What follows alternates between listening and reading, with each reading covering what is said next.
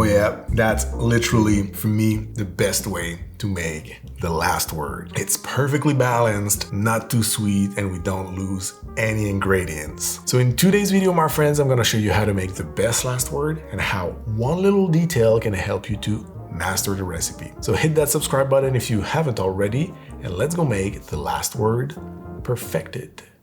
Let's go.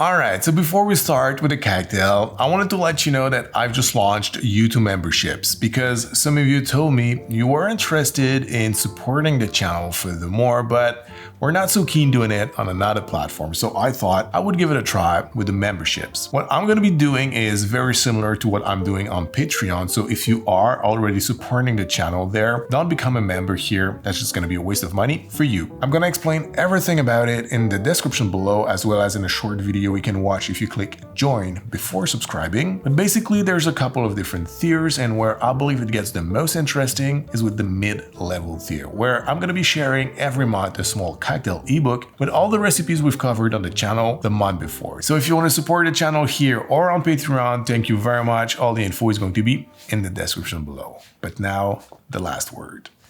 This industry staple was created in the 1920s at the Detroit Athletic Club, which was a men's club founded in 1950. The last word was part of their regular cocktail menu, and Jack Fogarty, a vaudeville comedian, regular patron of the DAC, was apparently a huge fan of the last word. So because it was a public figure, sometimes drinking last words during his shows, he really contributed to the popularity of the last word during that time. But then Prohibition arose and the drink really fell out of fashion. We didn't really hear about it after that until 1951 when Ted Saucier added it to his book. But even so, after that, the drink didn't really gain much popularity. We had to wait till 2004 when Murray Stenson, famous bartender of the Zigzag Cafe in Seattle, found an old dusted copy of Saucier's book with the last word in it. The cocktail really caught his attention, an equal parts drink of dry gin, green chartreuse, maraschino liqueur, and lime juice. So he tried it, loved it, put it on his menu, and soon after that, the cocktail was known worldwide. When a cocktail is so popular, like the last word, everyone wants to add his little touch to it, and the last word is no exception. Some bartenders will argue that to make a great last word, you need a strong juniper-forward gin to stand up against the bold flavors of the chartreuse and the maraschino, while others will say that you need a lighter gin to counterbalance the strength of these bold ingredients. There's also those who believe that a cocktail is slightly on the sweet side, so they play a little bit with the ratio, increasing the gin and the lime juice and decreasing the liqueurs. But I believe that those things, the choice of gin and the ratios, really fall into the category of personal preferences. What I believe makes a huge difference to make a better last word, regardless of your personal preferences, is the addition of one ingredient: a couple of dashes of cherry bitters. Most of the time, bitters are used to add complexity to a cocktail and either create a new layer of flavor or to boost a flavor already existing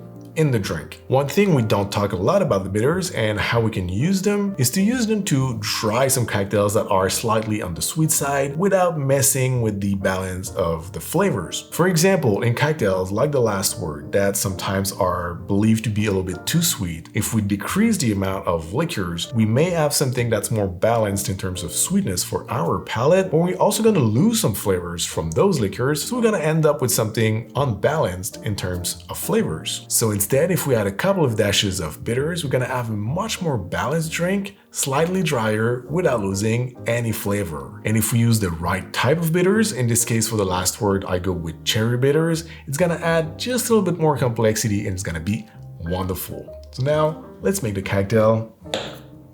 In a shaker, we're gonna add 1 ounce of gin, 1 ounce of green chartreuse. Of course, if you're running low on green chartreuse, you can always try my DIY version of it. I'm gonna link the video up here. Next, we're gonna add again 1 ounce of maraschino liqueur, 1 ounce of freshly squeezed lime juice,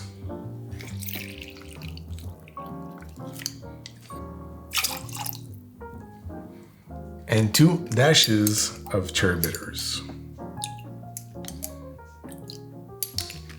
Now all we have to do is to fill our shaker with ice. Shake it for 10 to 15 seconds.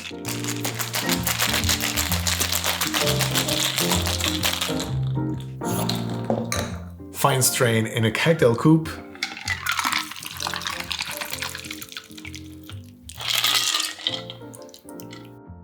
Garnish with a cocktail cherry. And this, my friends, is how I believe we make the best last word. So thank you very much for watching and see you next week.